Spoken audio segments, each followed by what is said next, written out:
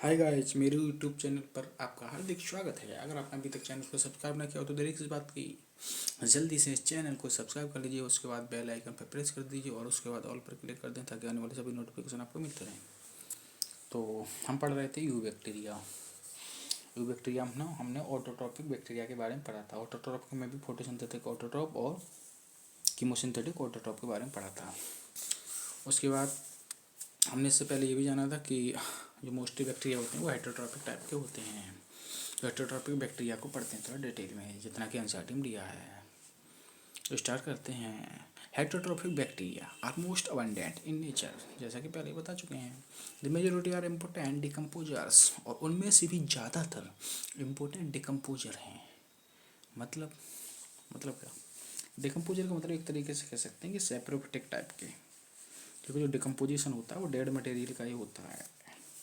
Many of them have a significant impact on human affairs, और उनमें से बहुत सारे जो हैं एक अच्छा खासा इम्पैक्ट, असर डालते हैं, प्रभाव डालते हैं जिसमें ह्यूमन अफेयर पर। अब ह्यूमन अफेयर का मतलब वो मत समझ लेना कि कपल्स के अफेयर की बात चल रही है।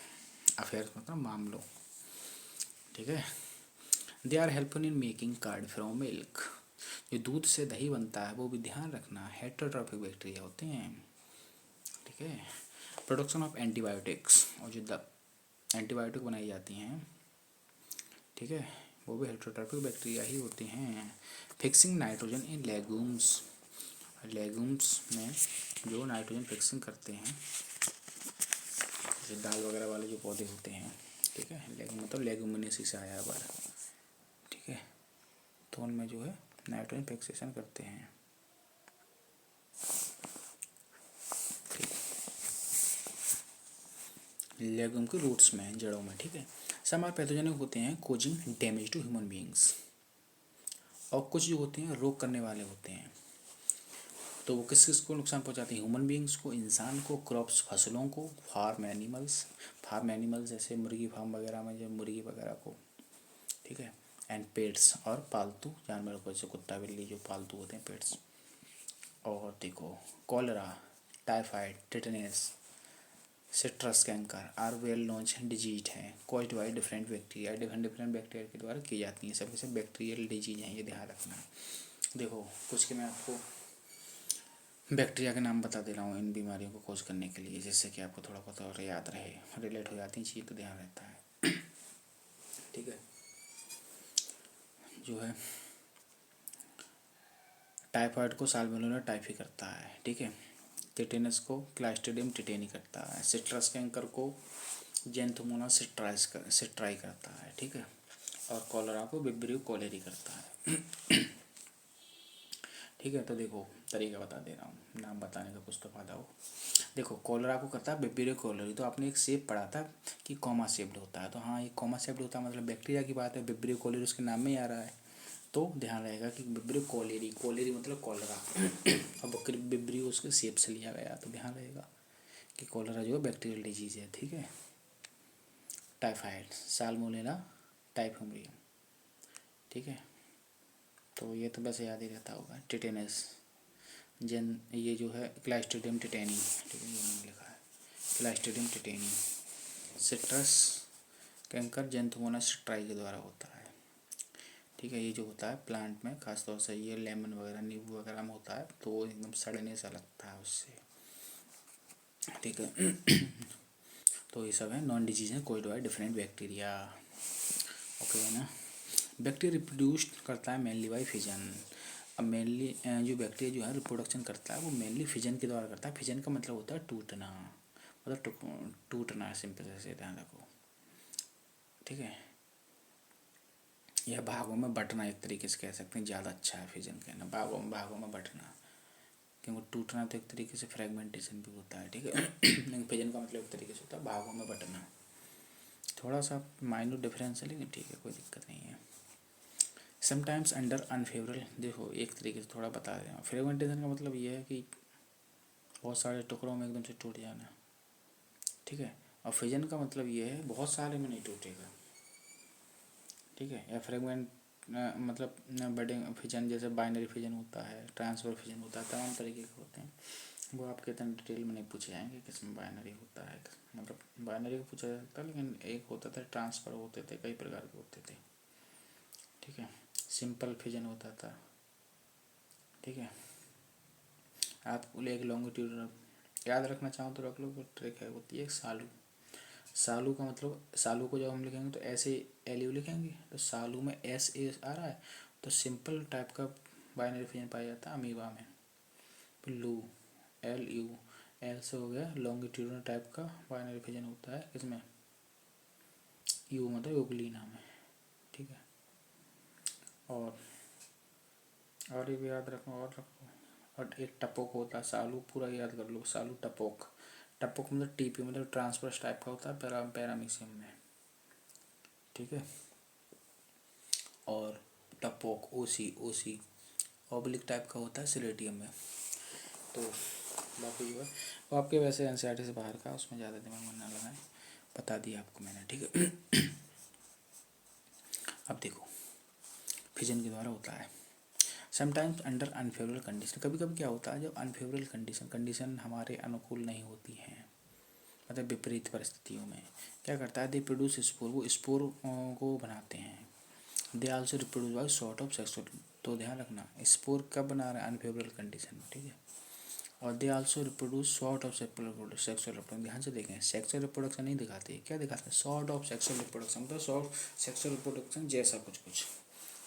कैसे, by adopting primitive type of DNA transfer. उसमें क्या करते हैं, ये प्रिमिटिव टाइप के डीएनए का ट्रांसफर कराते हैं from one bacterium to the other, एक बैक्टीरिया से अदर में। देखो कुछ कुछ सेक्सुअल रिप्रोडक्शन क्यों बोल दिया, ऐसे मान लो जैसे हम भी जो होते हैं एक पीढ़ी से दूसरी पीढ़ी में कैसे भी करके अपना डीएनए ही तो भेजते हैं, तो ये बस अपना प्रिमिटिव टाइप का डीएनए भेज देते हैं, तो इस तरीके से उसको सेक्सुअल रिप्रोडक्शन वाली बात आ जाती है। समझ रहे हो ना ज़्यादा वैसे ज़्यादा दिमाग में लगाओ इस बात पे। अब देखो जो मकसद कहता नहीं रहता हूँ कि फिगर से थ्योरी के स्टेटमेंट बना करके भी नीट में क्वेश्चन पूछे गए हैं, वो क्वेश्चन बिल्कुल आपको जो है साक्षात उदाहरण आगे आ चुका है। देखो ये फिगर दिया हुआ है एनसीईआरटी में, इसमें लिखा हुआ ए डिवाइडिंग बैक्टीरियम, एक डिवाइडिंग, ये तो आपने पढ़ाई होंगे ना ग्रामर में। ठीक है, प्रेजेंट टेंस के भी, present indefinite, present continuous, present perfect और प्रेजेंट पास्ट परफेक्ट। तो डिवाइडिंग तो हाल फिलहाल यहाँ प्रेजेंट की बात नहीं, हाल फिलहाल कंटिन्यूअस तो है ही है। ठीक है, कंटिन्यूअस क्योंकि चाहे पास्ट कंटिन्यूअस हो, present continuous, future continuous, ING तो लगता ही लगता है। ठीक है, अब देखो मतलब ये डिवाइड लगातार कर रहा है ठीक है, अब देखना इसमें दिखाया क्या क्या है, सेल वाल दिखाई गई है, सबसे बाहर की तरफ सेल वाल कहते हैं, फिर अंदर की तरफ वाली जैसे दो लेयर से लग रही है, तो सेल वाल बाहर वाली, अंदर वाली सेल मेम्ब्रेन कह देना, और अंदर डीएनए। यहाँ तक समझ में आता है। अब देखो क्वेश्चन कैसे उठाया गया था, दैट इज दिख रहा है कि फिजन होने से पहले ही डीएनए रेप्लिकेशन हो चुका है। देखो ये जब धीमे धीमे ये बाल आपस में, ये इधर से थोड़ी बढ़ेगी, ये इधर से थोड़ी बढ़ेगी, जब बढ़ते बढ़ते आपस में मिल जाएंगी तो खुद ही सोच सकते हो, इमेजिन कर सकते हो कि ये टुकड़ा अलग हो जाएगा, ये टुकड़ा अलग हो जाएगा, यही हो गया बाइनरी फिजन। ठीक, अब नीट 2017 में क्वेश्चन क्या पूछा था कि थ्योरी में बट उठाया इस फिगर से ही था। कैसे, यही स्टेटमेंट थे, इसी हिसाब से इसी बात पे बेस्ड था कि हमें फिगर से दिख रहा है कि बाइनरी फिजन तो जस्ट हो रहा है, डिवाइडिंग लिखा है ना बैक्टीरिया, डिवाइडिंग, इसका मतलब है कि डीएनए रेप्लिकेशन बाइनरी फिजन होने से पहले पहले हो चुका है, तभी तो ये देखो इसका डीएनए अलग हो चुका है, इसका डीएनए अलग हो चुका है। समझ रहे हो, बाइनरी फिजन तो जस्ट हो रहा है, इसका मतलब क्या है कि बाइनरी फिजन हो रहा है का मतलब है कि बाइनरी फिजन स्टार्ट होने से पहले ही डीएनए अलग हो चुके हैं, बस यही क्वेश्चन था। ठीक, आगे आ जाते हैं दी माइकोप्लाज्मा, ये क्या होता है, ये भी जो मोनेरा में ही पाया जाता है। दी माइकोप्लाज्मा ऑर्गेनिजम्स होते हैं दैट कम्प्लीटली लेके सेल वास, ये बात इसके लिए बहुत इंपॉर्टेंट है, ध्यान रखना है। ठीक है, समझ रहे हो, क्योंकि देखो वैसे हमने जनरली टेबल में पढ़ा था कि भाई जो है सेल वाल होती है, ठीक है, किसकी, अमीनो एसिड और पॉलीसेकेराइड की बनी हुई होती है, नॉन सेलुलोजिक, लेकिन मैंने बताया था केमिस्ट्री पूछा जाए तो सेलुलोजिक बताना बायोमोलिकुल्स वाले चैप्टर में। ठीक है, रीजन भी बताया था, क्योंकि यहाँ क्यों दे रहे हैं नॉन सेल्यूलोज, क्योंकि यहाँ एक तरीके से टेबल में बात की जा रही है, तो ना कंपेरेटिवली बात की जा रही है, ठीक है। तो कंपेरेटिवली अब उसमें दरअसल ये एक्सेप्शन है कि माइकोप्लाज्मा में सेल वॉल नहीं होती, याद रखना। सेल मेम्ब्रेन होती है, सेल वॉल नहीं होती। They are smallest living cells known, smallest living cells होती है, ये ध्यान रखना। And can survive without oxygen, और बिना ऑक्सीजन के जीवित रहती नहीं है, रह सकती है। नहीं समझे? इसका मतलब क्या होता है? इसका मतलब होता है फैकल्टेटिव। फैकल्टेटिव का मतलब क्या? फैकल्टेटिव का मतलब मजबूरी में, मतलब कि अगर हो तब भी सही, ना हो तब भी सही, ठीक है। विदाउट ऑक्सीजन रह सकती है। एक होते हैं ऑब्लिगेट, ऑब्लिगेट का ये मतलब होता है O for obligate, O for option less, ठीक है, समझ रहे हो ना? तो इसी तरीके से समझ सकते हो आप, ठीक है। तो ये जो है कैन वर्ड ध्यान रखना, कैन सर्वाइव विदाउट ऑक्सीजन, के बिना रह सकता, ये नहीं कि रहता है हमेशा। बहुत इंपॉर्टेंट स्टेटमेंट यहाँ से बन सकते हैं। और आपको एक बात और बता दूँ, देखो यहाँ तो एनसीईआरटी ने कह दिया कि mycoplasma is the smallest cell, लेकिन और अच्छा अगर क्वेश्चन बनेगा नहीं, तो सेल वाले चैप्टर में एक पीपीएल होता है, प्लेरो निमोनिया लाइक ऑर्गेनिज्म, उसकी फुल फॉर्म होती है। उसका साइज जो दिया गया है 0.1 माइक्रोमीटर दिया गया है, और इसका साइज जो दिया गया है वो कितना दिया गया है? इसका कितना दिया गया है? 0.3 माइक्रोमीटर। अब बताइए कौन कौन छोटा है? पीपीएलओ तो उससे भी छोटा हो गया ना, और पीपीएलओ लिविंग भी होता है। तो अगर ऑप्शन में बहुत अच्छा क्वेश्चन बन सकते हैं ऐसे, अगर क्वेश्चन में दे दिया जाए अलग अलग ऑप्शन में माइकोप्लाज्मा, पीपीएलओ, तो पीपीएलओ का साइज का फिगर में करके दिया गया है 0.1 माइक्रोमीटर, ठीक है। और इसका जो है माइकोप्लाज्मा का 0.3 माइक्रोमीटर, तो पीपीएलओ तो उससे भी छोटा हो गया ना। तो समझ रहे हो? वैसे ऐसे क्वेश्चन बनने के चांसेस बहुत कम है, क्यों, लेकिन फिर भी बन गया तो बहुत अच्छा क्वेश्चन रहेगा, ठीक है। तो भाई लोग मैंने पेंसिल से लिखा भी है, ये थोड़ा कम दिख रहा है, वैसे मैंने बोल दे रहा हूँ। वैसे पीपीएलओ 0.1 माइक्रोमीटर होता है भाई। मैं मतलब उसका आगे का उसका यूनिट नहीं लिखी है, लिखना चाहो तो लिखने, आप तो लिखनी ना माइक्रोमीटर, ठीक है, होता है। बट ध्यान से ऐसा क्वेश्चन नहीं बनेगा जिसमें एक ऑप्शन में पीपीएलओ और एक में माइकोप्लाज्मा, ठीक है। लेकिन बन जाए तो कॉमन सेंस की बात है। वैसे बनेगा इसलिए नहीं क्योंकि देखो थ्योरी की बात प्रायोरिटी मानी जाती है वैसे। अब थ्योरी में उसने साफ साफ दे दिया है कि माइकोप्लाज्मा सबसे छोटा लिविंग सेल होता है, ठीक है। और वो जो दिया भी है पीपीएलओ छोटा है, तो वो किसी और चैप्टर में दिया, जबकि यहाँ जो है हम पर्टिकुलरली क्लासिफिकेशन की बात कर रहे हैं, तो क्लासिफिकेशन वाली को तो वैसे प्रायोरिटी जानी चाहिए, ठीक है। तो इसलिए बहुत बड़ा कंट्रोवर्सी हो सकती है इस क्वेश्चन में, इसलिए बनने के चांसेस कम है, ठीक है। क्योंकि यहाँ जब क्लासिफिकेशन करते हैं तो हम इसी सब बेसिस पे कर रहे हैं कि भाई ये यूनिसेलुलर है, ये मल्टी सेलुलर है, ये बड़े छोटे सब तमाम तरीके ले आए। खैर इस पर आप ज़्यादा दिमाग में लगाइए। अब देखो माइकोप्लाज्मा के बारे में थोड़ा सा एक्स्ट्रा पॉइंट जानना हो तो जान दो। माइकोप्लाज्मा को डिस्कवरी की थी लुईस पास्चर ने, और कल्चर पूछा है किसने किया था? नॉकार्ड एंड रॉक्स ने किया था। और नेम माइकोप्लाज्मा किसने दिया पूछा है तो नोवाक ने। ऐसे ध्यान रखना, नोवाक मतलब बक बक बक बक कुछ भी बक बक बक ना करते हो, नोवाक बक बक ना करते हुए भी बहुत बक बक करके मतलब नाम देगा माइकोप्लाज्मा से, याद रख सकते हैं नोवाक, ठीक है। तो माइकोप्लाज्मा के बारे में यहाँ तक हो गया। एक पॉइंट और एक स्टेटमेंट और रह गया इसमें। मैनी माइकोप्लाज्मा, बहुत से माइकोप्लाज्मा ऐसे होते हैं जो आर पैथोजेनिक मतलब रोग करने वाले होते हैं एनिमल्स एंड प्लांट्स। ध्यान रखना है एनिमल्स में भी ये रोग कर सकते हैं, प्लांट्स में भी। ऐसे स्टेटमेंट बनते हैं। किंगडम प्रोटिस्टा, एक किंगडम खत्म हो चुका है, दो और हैं इसी चैप्टर में। उसके बाद फिर प्लांट और एनिमलिया के बारे में थोड़ी थोड़ी सी बात करके फिर अगले उनके बारे में डिटेल में अलग अलग चैप्टर हैं। तो हाल फिलहाल में डिटेल में अब 2 किंगडम अभी रह गए, प्रोटिस्टा और फंजाई। तो स्टार्ट करते हैं, मोनेरा ख़त्म हो चुका है, किंगडम प्रोटिस्टा। ठीक है, अब देखो यहीं से सब कंक्लूजन में निकल के आए, ईस्ट वाला भी मैं बता रहा था। All single celled eukaryotes are placed under protista. अब देखो इस बात से तो ये लगता है कि यार क्या कह रहा है कि सभी single cell eukaryote are placed in protista, लेकिन उसने साथ में देखो अभी स्टेटमेंट पूरा नहीं किया, उसने अर्धविराम लगाया अभी अपनी बात पर, कॉमा लगा करके।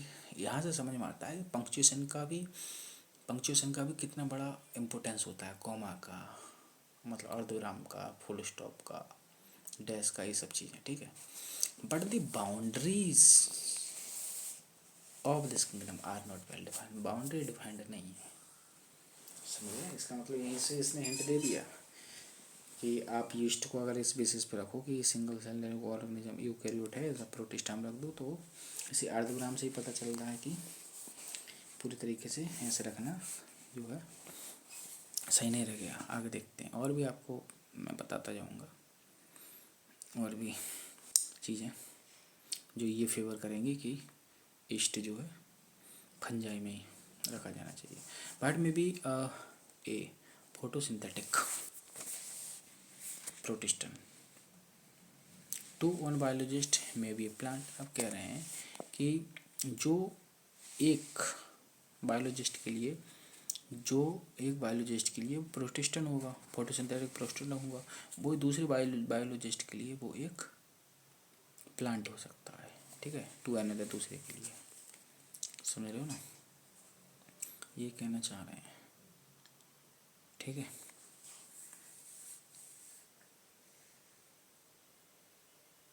जैसे मान लो क्लेडोफोरा का ले लो एग्जाम्पल, हाँ क्लेमाइडोमोनास का ले लो, फिर क्लेडोफोरा का नहीं, वो तो पक्का एलगी है। क्लेमाइडोमोनास को कुछ लोग ये बोलेंगे कि भाई ये तो ग्रीन एलगी है।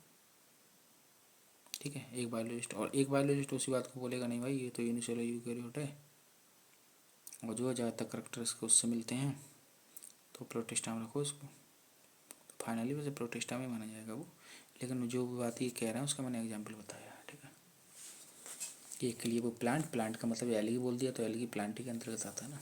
इन दिस बुक, इस बुक में भी इंक्लूड करेंगे क्या क्या, क्राइसोफाइट्स पढ़ेंगे इसके अंतर्गत, प्रोटिस्टा के अंदर डायनोफिलेजिट्स पढ़ेंगे, इग्लोनोड्स पढ़ेंगे और स्लाइमोड्स पढ़ेंगे, एंड क्या पढ़ेंगे, प्रोटोजोन अंडर प्रोटिस्टा। ठीक है, अब देखो शुरू के दो मतलब क्राइसोफाइट और डायनोफिलेजिट, शुरू के दो में सेल वॉल प्रेजेंट होती है, क्राइसोफाइट्स में भी होती है, डायनोफिलेजिट में होती है, क्योंकि प्रोटिस्टा में क्या पढ़ा था, सेल वॉल प्रेजेंट इन सम। तो ऐसे भी ध्यान रख सकते हैं कि एनसीईआरटी में 2, 3, 4, 5 चीज़ें दी गई हैं। क्राइसोफाइट के बारे में बात की है, डायनोफिलेजिट, यूग्लोनोड, स्लाइमोड और प्रोटोजोन। तो 5 में से 2 में सेल वॉल है, इसका मतलब 50% से कम में है। तो ऐसे भी ध्यान रख सकते हैं कि याद करने के लिए बता रहा हूँ ये बात, तो कि कुछ में होती है। ठीक है, सेल वॉल प्रेजेंट होती है, बाकी किसी में नहीं, दैट इज़ 5 में से 2 में है। ठीक है, members of protista are primary, ऐसे ना नंबर टाइप ऐसे करते नहीं, तो हमारा ब्रेन जो है जैसे पॉन्स बैरोलाई वगैरह होता है, वो इंटरकनेक्शन अच्छे से करके, मेमोरी कनेक्ट करके, कम्युनिकेशन वगैरह स्किल करके वो याद रखता है चीज़ों को। ये तरीका होता है मेमोरी तेज करने का। जो बंदा रिलेट कर करके चीज़ों को करता नहीं है, एक जैसी चीज़ों को एक साथ रिलेट कर लिया, इसी को तो शॉर्ट नोट्स कहते हैं। ठीक है, member of protista are primary aquatic.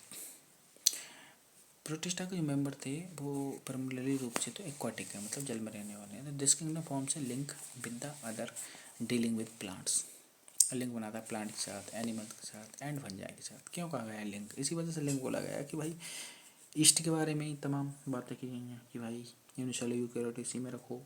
कुछ ने कहा कि नहीं साइकिल लाइफ साइकिल ज़्यादा मैच करती है, तो जो फंजाई में रखो। तो ज़्यादातर बात वही सही जाती है उसकी, तो ईस्ट के लिए फंजाई में रखने की। ऐसे ही एक के साथ मैंने बता दिया लिंक का, फंजाई के साथ लिंक क्यों बोलते हैं। दूसरा देखो हर चीज़ को समझो क्यों बोल रही है एनसीईआरटी ऐसी, तो जिससे कि आपको याद रहेगा। प्लांट के साथ, अरे प्लांट के साथ इससे पहले हमने जिक्र किया ही था। ठीक है, क्लोरेला और क्लेमाइडोमोनास का पूरा ड्रामाबाजी की गई है कि भाई पहले जो है वो एल्गी के अंतर्गत रख दिए गए थे प्लांट में। ठीक है, फिर उसके बाद यूनिसेलुलर यूकैरियोट होने की वजह से ये रख दिए गए प्रोटिस्टा में। प्लांट के साथ हो गई लिंक की बात, एनिमल की बात, एनिमल के साथ अमीबा और पैरामीशियम को primitive animals, primitive relative of animals मानते हैं, इसलिए पहले उसको एनिमल यहाँ रखा गया था, लेकिन अब जो यूनिसेलुलर यूकेरियोट तो प्रोटिस्ट में रख दिया गया फाइनली। हो गई लिंक, तीनों के साथ लिंक समझ में आ गई। अब देखो बीइंग यूकेरियोट्स, यूकेरियोट्स होने, हाँ यूकेरियोट तो है क्योंकि मोनेराइबस के ऊपर यूकेरियोट था, बाकी चार के अंदर में यूकेरियोट था। Being eukaryote the protistan cell body contains a well defined nucleus, simple सी बात है, यूकेरियोट इसलिए वेल डिफाइंड न्यूक्लियस होगा। अब ये दरअसल रीजनरेशन लिखे हुए हैं, ठीक है, and other membrane bound organ, nucleus भी होगा, अदर मेम्ब्रेन बाउंड ऑर्गन भी होगा, ठीक है। देखो कैसे बनेगा, पहले स्टेटमेंट लिख देगा protistan cell body contains a well defined nucleus and other membrane bound organ, दूसरे स्टेटमेंट में लिख देगा प्रोटिस्टेंट आर यूकेरियोट्स, बस ये रीजन हो जाएगा। सम है फ्लोजेला, सम है फ्लोजेला, कुछ जो है फ्लैजेला रखते हैं और सीलिया रखते हैं, तो फ्लैजेला रखेंगे या फिर सीलिया रखेंगे। Protist reproduce asexually and sexually, produce और प्रोटिस्टेंट जो होते हैं अलैंगिक जनन भी करते हैं, लैंगिक जनन भी करते हैं भाई। अब सेक्सुअली कैसे करेंगे भाई, ये process involving cell fusion and zygote formation, ठीक है। देखो बैक्टीरिया में फ्यूजन पढ़ा था, इससे आगे वाले प्रोटिस्ट में फ्यूजन पढ़ा है, ठीक है, तो इसमें फ्यूजन के द्वारा होता है जाइगोट फॉर्मेशन होता है, ठीक है। तो मैडम मनोरम मेन चीज़, इसका बहुत बड़ा कंक्लूजन है, मैं बाद में नोट तो पहले पेज पर ही था, लेकिन मैं जब ये सब पढ़ लूँगा ना, मतलब पढ़ लूँगा क्या, आपको पढ़ा दूँगा एक तरीके से, तो तभी बताऊँगा, ज़्यादा अच्छे समझ में आता है, ठीक है। ये मैंने सब कंक्लूजन निकाला है कि जाइगोट बनना कहाँ से स्टार्ट हुआ, ये सब चीज़ें बहुत सारे एनसीईआरटी के अकॉर्डिंग, ठीक है। तो इसमें पहला पढ़ते हैं, पहला ग्रुप पढ़ते हैं क्राइसोफाइट्स। अब जो क्राइसोफाइट को मैंने कितना तगड़ा तरीके से रिलेट किया है, क्राइसोफाइट ऐसा लगता है ना कुछ कि क्रिस क्रिस क्रिस क्रिस क्रिस तो मूवी देखी हुई ना, सही बच्चे को फेवरेट रहती है, जब आप बच्चे रहे होंगे तो कोई मिल गया देखा होगा, फिर क्रिस 2 क्रिस 3 इस तरीके, ठीक। तो देखो उससे मैं देखो कितना रिलेट करता हूँ उसको। दिस ग्रुप इंक्लूड करता है डायटम्स एंड गोल्डन एल्गी, इस ग्रुप में डायटम्स होते हैं और गोल्डन एल्गी होते हैं। ध्यान से याद रखना कि केवल गोल्डन एल्गी को डेसमिड्स बोलते हैं, ऐसे ध्यान रखो। डेसमिड्स को आप डेसमिड्स मत पढ़ो, डेसमिड्स को पढ़ो देशमिड्स, देशमिड। गोल्डन मतलब सोने, सोने के मामले में देखो हमारे देश में ना ऐसा है कि बहुत ज़्यादा सोना है, ना ऐसा है ना बहुत कम। देखो किसी भी देश में पैसा कितना छापा जा सकता है, वो कहीं ना कहीं काफ़ी हद तक गोल्डन वगैरह पे डिपेंड करता है कि हमारे देश में गोल्ड वगैरह कितना है। तो हमारा देश देखो ना तो डेवलपिंग है, मतलब सॉरी डेवलपिंग नहीं, ना ही तो अंडर डेवलप है, मतलब अविकसित भी नहीं कह सकते, अविकसित भी नहीं है और ना ही डेवलप्ड है, विकसित भी नहीं है, बीच का है, विकासशील देश है, मतलब डेवलपिंग कंट्री है। तो मतलब सोने के मामले में बीच में है, तो हमारे देश सोने के मामले में बीच में याद रहेगा हमेशा ज़िंदगी भर। गोल्डन एल्गी को कहते हैं डेसमिड्स, बात कम, हमारा देश सोने के मामले में बीच में है, देशमिड्स, देश बीच में है, देश मिड में है, सोने के मामले में बात खत्म। That's it, they are found in fresh water as well as marine environment. Start हो गया क्रिस का ड्रामा। देखो क्रिस तैर के जाता था, तैर के एकदम जाता था, अगर अपन सब भी देखें क्रिस की, तो कहीं ना कहीं जब तैर के जाता था, तो एकदम से फ्रेश वाटर वाला रीजन आ गया, चाहे बस समुद्र वाला रीजन आ गया, सब में तैरते हुए निकल जाता था। तो इसका मतलब क्या है कि क्रिस भैया जो है वो फ्रेश वाटर में भी तैर सकता है, मैराइन वाटर में, बात खत्म। They are microscopic and float passively. Microscopic कैसे ध्यान रखोगे, ठीक है, एक तो नॉर्मल मोटा मोटा सेंस ऐसे लगा सकते हो कि यार यूनिसेलुलर है, वैसे ही जरूर नहीं है कि सभी यूनिसेलुलर जो होते हैं, ये कोई एक सेल है तो वो आँखों से नहीं दिखाई दे, ऐसे थोड़ी। और शुतुरमुर्ग अंडा वो भी तो एक सेल है, कितनी बड़ी दिखाई देती है, नॉर्मल शुतुरमुर्ग अंडे की बात छोड़ो तो बहुत बड़ा है। मुर्गी का अंडा वगैरह वो भी तो एक सेल है, दिखाई देती है ना, कौन सी बात खत्म। बहुत सारे देखे जा सकते हैं, लेकिन और दूसरा तरीका बता दे रहा हूँ, माइक्रोस्कोप पर ध्यान रखना, जो है एकदम से क्रिस है, तो वैसे भी जो है माना जाता था कि जिसका ये देन थी कि कोई एलियन वगैरह आया था तो माइक्रोस्कोपिक, तो एक तरीके से स्टडी करते हैं किसी चीज़ की तो माइक्रोस्कोपिक से ध्यान रख सकते हैं कि माइक्रोस्कोपिक बहुत ही छोटा सा है। And float passively in water current, plankton. देखो एक होता है स्विमिंग करना, एक होता है फ्लोट करना। स्विमिंग करना का वो एक एक्टिव प्रोसेस है, उसके लिए हमें हाथ पैर चला के करना पड़ता है, वो स्विमिंग बोलते हैं, ठीक है। एक होता है फ्लोट, फ्लोट करना एक पैसिव प्रोसेस, बिना एनर्जी के बस ऐसी मतलब एक तरीके से तैरते चले जा रहे हैं आराम से। स्विमिंग तैरना होता है और फ्लोट का मतलब बिना एनर्जी के, तो ये फ्लोट पैसिवली फ्लोट करता है। ऐसे ध्यान रखना, जैसे हाथ पैर चलाने की जरूरत नहीं, अंदरूनी शक्तियाँ हैं तो फ्लोट कर लेता है। फ्लोट करने वाले को बोलते हैं प्लैंकटन। एनिमल्स अगर फ्लोट करता है तो उसे जू प्लैंकटन बोलते हैं, और जो है प्लांट करता है तो फाइटो प्लैंकटन बोलता है। हाल फिलहाल हाँ ऐसे कुछ वर्ड नहीं है यहाँ का, मतलब सिंपली ज़्यादा दिमाग में लगाओ, यहाँ का मतलब है प्लैंकटन, दस जस्ट वाटर करंट में फ्लोट करता है। आगे most of them are photosynthetic. अब देखो आपको अगर ध्यान हो तो जो है जो एलियन आया था, ठीक है, तो वो क्या खाता था, वो धूप खाता था, ठीक है, धूप खाता था, उसे खाने वाने की ज़रूरत नहीं थी। अब धूप खाता था तो ज़्यादातर किस टाइप के धूप को खाते थे, तो कैसे बोलेंगे ज़्यादातर किस टाइप के धूप को खाते हैं, ये ध्यान रखना साथ में, सभी नहीं ज़्यादातर। तो मोस्ट ऑफ द फोटोसिंथेटिक होते हैं, धूप को खाते हैं। आगे जो इन डाइटम्स, अभी देखो पर्टिकुलर डाइटम्स की बात चलने लगी, ठीक है। अब तक पूरे कर्सो पार्ट की बात चले, अब डाइटम।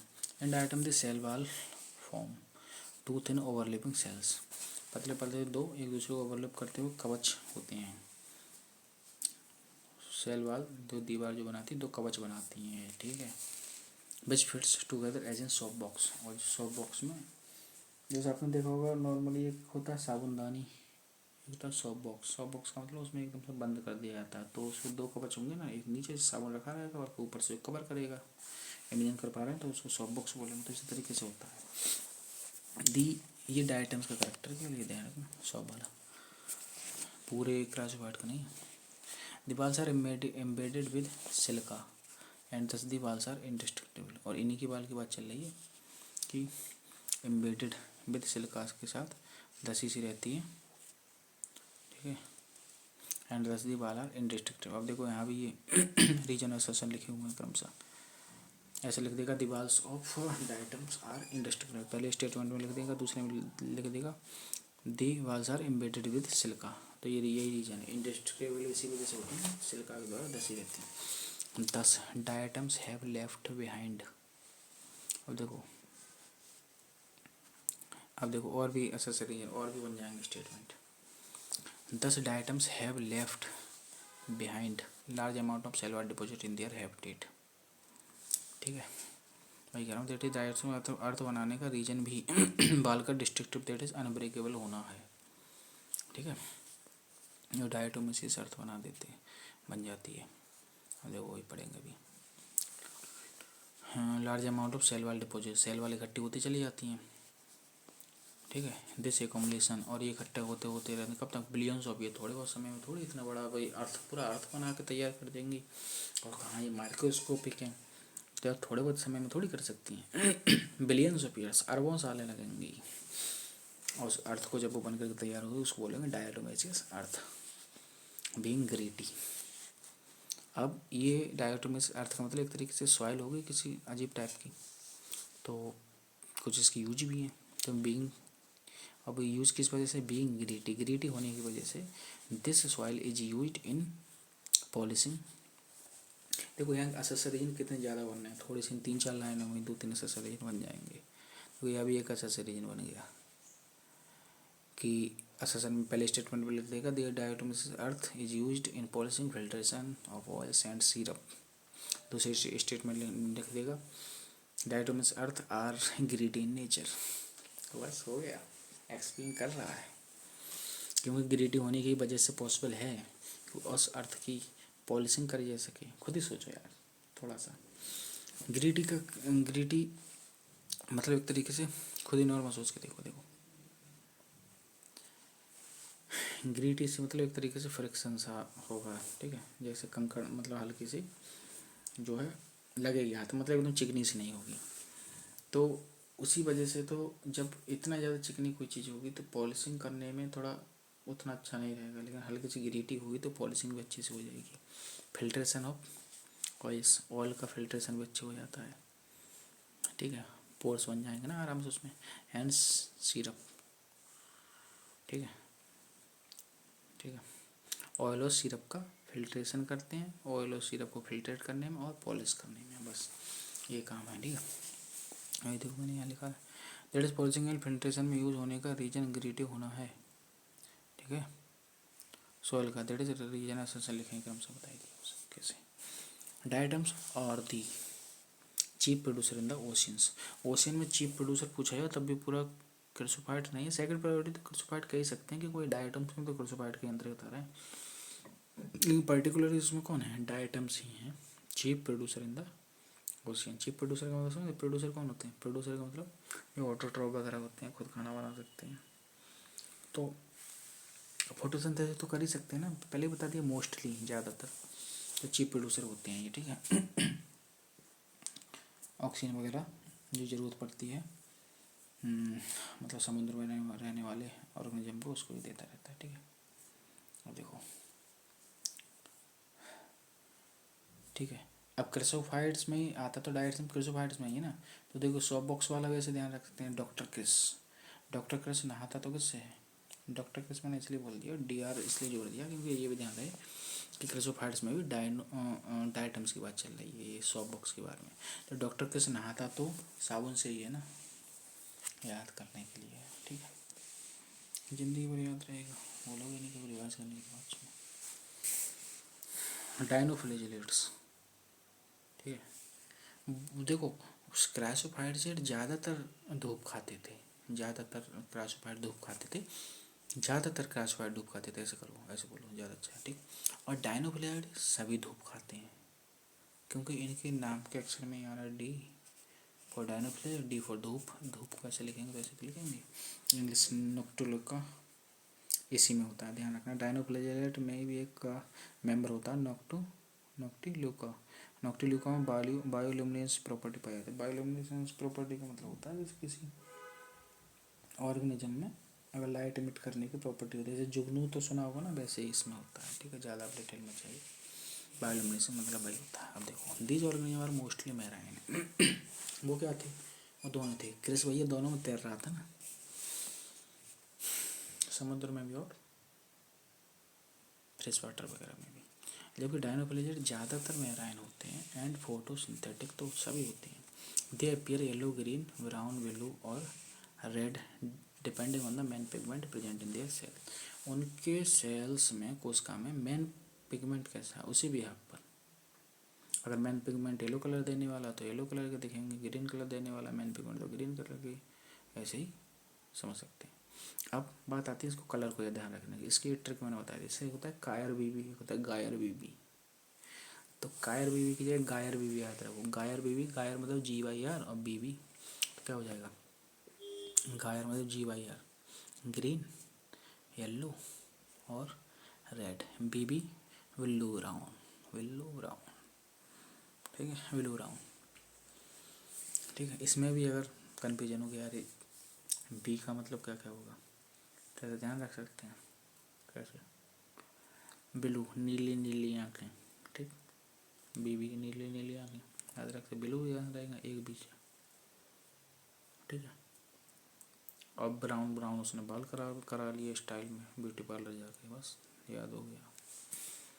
देखो बस इमेजिनेशन पावर आपकी तगड़ी होनी चाहिए, ट्रिक तो तुरंत तुरंत बना लोगे। आपका अगर खुद का कोई ट्रिक बना हुआ हो अगर ऑलरेडी, तो आप उसी से याद रखें, ये मेन बात है, क्योंकि वो आपकी खुद की बनाई हुई है। हाँ अगर नहीं याद हुई है, नहीं कोई बनाई हुई है, तब मेरी इम्पोर्टेंट है, ठीक है, ठीक है। इसे एक तरीके बना दिया मैंने, ब्लू ब्रो भाई नीला पड़ गया, बस तमाम तरीके बस याद रहनी चाहिए कुल मिलाकर चीज़ें, ठीक है। The cell wall has stiff cellulose plate, cell wall पे स्टिफ सेलुलर प्लेट होती हैं, ऑन दी आउटर सरफेस। अब देखो रिलेट कर चलते हैं, वहाँ सेल वाल की बात कही जाती है सॉफ्ट बॉक्स के बारे में, तो डॉक्टर क्रेज जो है साबुन से नहाता था, और यहाँ स्टिफ सेलुलोज प्लेट की बात की जा रही है, और वो भी आउटर सरफेस पर होती है। तो इसके लिए मैंने देखो हिंदी में बना भी दिया है, हिंदी और इंग्लिश को मिक्स करके, जैसे रैप सॉन्ग होते नहीं उस तरीके। Dinoflagellate cellulose plate on outer surface, एक तरीके से रैप की तरह हो गया ना। Dinoflagellate cellulose plate on outer surface, ठीक है। याद रहेगा, डाइनोफ्लैजिलेट में होती है सेलुलोज और आउटर सरफेस पर, सब याद रहेगा। टा टा टा टा आ गया ना, जिलेट प्लेट आउटर, बस खत्म, दैट्स इट, ठीक हो गया। The survival of the has, ये सब हो गया इतना। मोस्ट ऑफ देम हम टू फ्लैजेला, उनमें से ज़्यादातर दो फ्लैजेला रखते हैं, मतलब सभी दो फ्लैजेला नहीं रखते, ज़्यादातर दो फ्लैजेला रखते हैं। ऑन लाइज लॉन्गिट्यूडनली, जिसमें एक वो लॉन्गिट्यूडनली लाई करता है, and the other transverse in A furrow between the बाल प्लेट, बाल प्लेट के बीच में जो फरो होती है उसके बीच में रहता है ट्रांसफर वाला, और एक लॉन्गिट्यूडनल होता है, दो फ्लैजेला होते हैं। देखो देख भी सकते हो, ठीक है। पहले में डाइनोफ्लैजिलेट दिखाया गया, तो एक तो ये लॉन्गिट्यूड साफ साफ दिखाया गया, एक इसके बीच में होता है, वो भी दिख नहीं रहा है बीच में इस तरीके से, थोड़ी। अब यहाँ तो हो गया। वेरी ओपन, अधिकांशतः या बहुत ज़्यादातर केसेस में रेड डाइनोफ्लैजिलेट जो होते हैं, जैसे एग्जाम्पल उसका एक ले लिया Gonyaulax, undergo such rapid multiplication, तेजी से अपनी संख्या बढ़ाते हैं, that make this sea appear red, तो पूरा समुद्र ही लाल दिखाई देने लगता है, सोच सकते हो, पूरा समुद्र लाल दिखाई देने लगता है, इसलिए इनको रेड टाइड भी बोलते हैं, ठीक है। रेड डाइनोफ्लैजिलेट है। Toxin release by such large number में इवन के, अब सोचो कि इनके द्वारा जो टॉक्सिन रिलीज हो रही है इतनी ज़्यादा संख्या में कि भाई समुद्र लाल दिखने लगा, तो सोचो संख्या तो बहुत ज़्यादा ही रहा होगी। अब ये जहर निकालते हैं, टॉक्सिन निकालते हैं, वो में इवन किल जरूर नहीं मारते, लेकिन मार सकता है, संभावना जताई जाए। मे का वर्ड का यूज हुआ है ना, ग्रामर भी आना चाहिए, ठीक है। मे इवन किल अदर मैराइन एनिमल, समुद्र में रहने वाले अदर एनिमल्स को मार सकता है ये टॉक्सिन, सच एज फिश, जैसे मछलियों वगैरह को मार सकता है, ठीक है। संभावना जताई जा रही है कि मार सकता है, इवन किल, ठीक है, इवन किल, और मे मछलियों को भी मार सकता है, मतलब ये मेरे एनिमल्स को भी मार सकता है। बाकी का जो है, चलो इग्लेनोइड्स भी देख लेते हैं। दूसरा है इग्लेनोइड्स, नाम से लग रहा होगा यार जिसमें इग्लिना पाया जाएगा। अब इसमें क्या है, रिलेट करते चलें, सब ग्रुप को क्लासिफाई पढ़ चुके हैं, डाइनोफ्लैजिलेट पढ़ चुके हैं, अब देखो इसको relate, majority of them are fresh water organism. देखो पहले वाला क्या था, फ्रेश वाटर मेरैन दोनों था, क्रिस बताइए, दोनों में तैर रहा था। फिर डाइनोफ्लैजिलेट आया, वो ज़्यादातर क्या था, समुद्र में रहने वाले थे। अब ये ज़्यादातर फ्रेश वाटर में रहने वाले हैं, ठीक। ऐसे ध्यान रखो, क्लासिफाइड में दोनों आ गए, फिर क्रमशः समुद्र और उसमें बांट दिया, क्योंकि ज़्यादातर पानी तो समुद्र में ना, समुद्र में उसमें बांट दिया। Majority of them are fresh water organism होते हैं, फाउंड इन स्टेगनेंट वाटर। वैसे भी यार अपने सुना होगा यूलिना वगैरह तालाब वगैरह में होता है, झील वगैरह, मतलब जो रुके हुए पानी है, स्टेगनेंट वाटर। फ्रेश वाटर में दो टाइप के होते हैं ना, एक तो फ्लोइंग वाटर, एक स्टेगनेंट वाटर। फ्लोइंग वाटर जैसे नदी का पानी है, रुका हुआ जैसे पौंडों का है। मेजोरिटी में fresh water organism found in stagnant water, ये दरअसल इग्लेनोइड जैसे तालाब वगैरह में होते होंगे, इसका मतलब नदी में नहीं होते होंगे, ठीक है। क्वेश्चन पूछा जा सकता है, इंस्टीट्यूट ऑफ सेल वाल, देखो ये क्या करना, सेल वाल के बजाय दे है प्रोटीन रिच लेयर, प्रोटीन जिसमें बहुत ज़्यादा होती है ऐसी लेयर रखते हैं, जिसको बोलते हैं पेलिसिल, पेलिसिल, पेडिसिल नहीं, पेलिसिल, ठीक है। Which makes their body flexible, और ये फ्लेक्सिबल बनाती है इसकी बॉडी को, ठीक है। सेल वाल तो वैसे भी मैंने बता दिया था स्टार्टिंग में, क्राइसोफाइट्स और डाइनोफ्लैजिलेट्स में होती है, इग्लेनोइड में सेल वाल नहीं होती है। हाँ, सेल वाल की तरह एक ऐसा होता है कि एक का पेलिसिल होती है प्रोटीन रिच लेयर, जो फ्लेक्सिबल होती है। अब देखो टू फ्लैजेला, यहाँ भी है टू फ्लैजेला, डाइनोफ्लैजिलेट्स में, उसमें तो नाम ही बता रहा है यार, डाइनोफ्लैजिलेट, दो फ्लैजेला, एक लॉन्गिट्यूडनल होता है, ट्रांसफर होता है। यहाँ दो फ्लैजेला किस तरीके से, यहाँ एक शॉर्ट और लॉन्ग, यहाँ ऐसे करके बोला, एक छोटा एक बड़ा, ये ध्यान रखना। वहाँ ट्रांसफर लॉन्गिट्यूडनल करके बोला है। Though in the they are photosynthetic in the presence of sunlight. Euglena को बचपन से यार छोटी छोटी क्लासेस में पढ़ते हुए चले आए हो गई। यूग्लिना ऐसा होता है, कहते हैं ना कि link between animals and the plants, मतलब जब सूर्य का प्रकाश होता है तो प्लांट की तरह फोटोसिंथेसिस कर लेता है, और जब प्रकाश नहीं होता है तो ये एनिमल्स की तरह जो है क्या, एनिमल्स की तरह हेटेरोट्रॉफ की तरह काम करके स्मॉलर ऑर्गेनिज्म को का शिकार कर कर कर वो खाने लगता है। तो वही सब लिखा है देखो। Though they are photosynthesis in the presence of light, when deprived of sunlight, deprived ना होने पर दे बिहेव लाइक हेटेरोट्रॉफ्स की तरह काम करते हैं। By predating on other smaller organisms, interestingly, the pigment of pigmenoids are identical to those present in higher animals. ये मैंने बोला था, मैंने क्या बोला था, मैंने बोला था कि यूबैक्टीरिया में भी जो साइनोबैक्टीरिया होते हैं उनमें तो क्लोरोफिल ए होता है, हाई प्लांट की वजह से। देखो मैंने कल बताया ये था, देखो similar to green plants chlorophyll A. फिर मैंने वहाँ बोला भी था कि आगे पढ़ोगे कि ये पढ़ाई बताया था मैंने, यूग्लिना के सभी पिगमेंट ही प्लांट की तरह होते हैं। ठीक है, इस बात को इंटरेस्टिंग लेकर बोला, देखो बोला है भाई, मैंने बताया था कि आगे पढ़ाऊँगी। इंटरेस्टिंगली मतलब ऐसे कहा जा रहा है, इसका मतलब बहुत इंपॉर्टेंट हो गया। अधिक पिगमेंट और यूग्लिना, इसके तो सभी के सभी पिगमेंट जो होते हैं आइडेंटिकल होते हैं to those present in higher plants में। एग्जाम्पल यूग्लिना, नाम ही बता रहा है का एग्जाम्पल अपना। ठीक है, ये देखो दूसरा प्रकार यूग्लिना का दिया गया है। इसमें देखो वैसे भी दिख ही रहा है कि इसमें हम लॉन्गिट्यूडनल ट्रांसफर थोड़ी कर सकते हैं फ्लैजेला, उससे ये बोल सकते हैं कि एक बड़ा है एक छोटा है। ठीक है, ओके है ना। यहाँ साफ साफ दिख ही रहा है यार, एकदम स्टिफ सेलुलोज प्लेट है, ये सब बनी हुई है, तो सेलुलोज प्लेट बनी हुई है, तो जो है सेलुलोज प्लेट बनी हुई है, तो ये जो लॉन्गिट्यूडनल आएगा ट्रांसफर बीच में फंसा होगा। क्यों ट्रांसफर सेक्शन किसको बोलते हैं, जैसे हम मूली को जब ऐसे काटते हैं कि वो गोल गोल उसके पीस आ जाते हैं तो उसको ट्रांसफर सेक्शन बोलते हैं। जैसे ये उंगली है तो उसको ऐसे करके काटते हैं तो टीएस बोलते हैं उसको, ट्रांसफर सेक्शन। तो ये वाला ट्रांसफर होगा ना, ऐसे करके काटेंगे तो इसमें ट्रांसफर फंसा होगा, ये लॉन्गिट्यूडनल होगा। ओके ना, ठीक। बाकी का जो है स्लाइम मोल्ड, चलिए स्लाइम मोल्ड भी ख़त्म कर देते हैं, ज़्यादा कोई बड़ा नहीं। स्लाइम मोल्ड्स ये क्या होते हैं, थोड़ा एनसीईआरटी से लगा, लेकिन थोड़ा सा ये चीज़ ध्यान रखना चाहते रख लो। ये ट्रू स्लाइम मोल्ड मिक्सोमाइकोटा में पाए जाते हैं। ठीक है, स्लाइम मोल्ड आर सेप्रोपेटिक प्रोटिस्ट। ठीक है, देखो लिंक की जो बात की गई थी ना, वो यहाँ इस तरीके से ध्यान रख सकते हैं कि ये कुछ कुछ जो है होते हैं, इनका करेक्टर जो है फंजाई की तरह है। स्लाइम मोल्ड आर सेप्रोपेटिक प्रोटिस्ट होते हैं। ठीक है, इसी की वजह से सेप्रोफाइट बना था प्रोटेस्टन। ठीक है, स्लाइम मोल्ड आर सेप्रोपेटिक प्रोटिस्ट होते हैं। The body moves along decaying twigs, अब उनकी बॉडी जो है ना मूव्स करने लगती है, जो सड़ रही होती हैं, गल रही होती हैं टहनियाँ ट्विग्स एंड लीव्स, और सड़ रही होती हैं, गल रही होती हैं पत्तियाँ उनकी तरफ, इनगल्फिंग ऑर्गेनिक मटेरियल को इनगल्फ करने के लिए, खाने के लिए। ठीक है, और अंडर सूटेबल कंडीशन में क्या करते हैं, they form an aggregation called Plasmodium.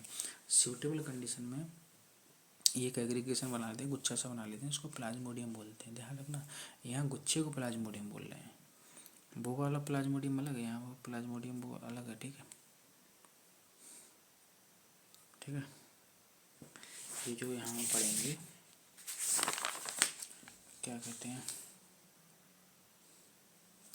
इसमें जो है प्रोटोजोन के अंतर्गत स्पोरोजोन में वो प्लाज्मोडियम चीज़ अलग है, यहाँ प्लाज्मोडियम चीज़ अलग है, यहाँ इस एग्रीगेशन को प्लाज्मिड बोलना है। ठीक है, क्वेश्चन बन सकते हैं अच्छे, तो इसको एग्रीगेशन को बोलते हैं प्लाज्मोडियम। ठीक है, सूटेबल कंडीशन में ये बनता है which may form and spread over several feet, कई फीट तक ये फैल जाता है।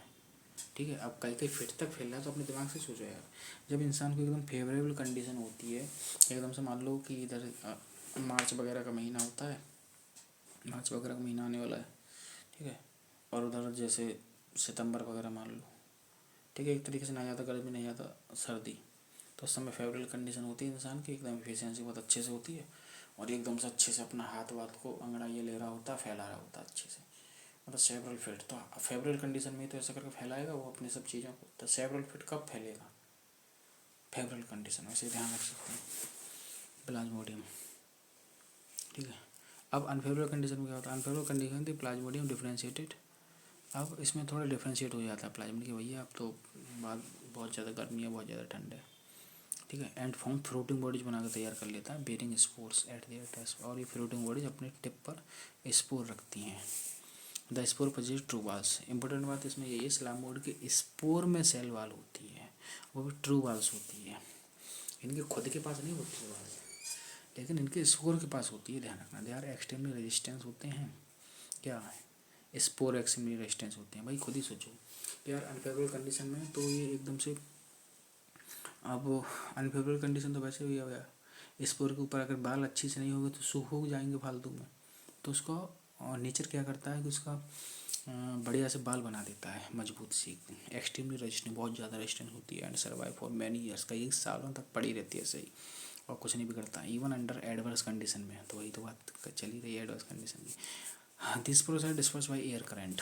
अब स्पोर जो है, जैसे हम पॉलिनेशन नहीं पढ़ते हैं एयर के द्वारा, वाटर के द्वारा और एनिमल्स के द्वारा, ऐसे ही ध्यान रखो कि इनके स्पोर जो है एयर करंट के द्वारा एक जगह से दूसरी तरफ जगह जाते हैं।